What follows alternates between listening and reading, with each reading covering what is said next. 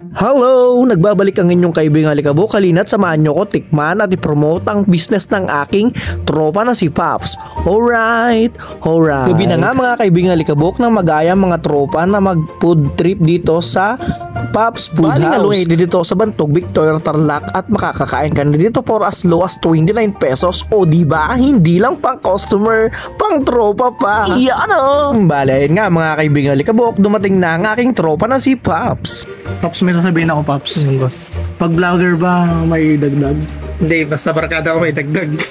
O diba? Hindi exempted ang vlogger. Dapat tropa mo si Pops. Alright. Walang bayad-bayarin kaibigan ko. At habang naghihintay nga ng aming order mga kaibigang Alikabok ay dumating ang isa naming tropa na taga dito sa Bantog.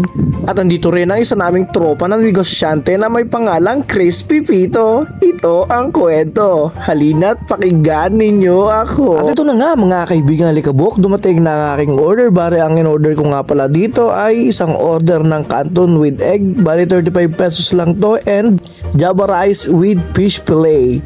Bale 29 pesos lang to mga kaibigang Alikabok. O diba? Sulit na sulit. At ang pangpinali mga kaibigang Alikabok, titikman ng inyong poging Alikabok kung tama ba at masarap sa panlasa itong in-order nating pansit canton ni Pops.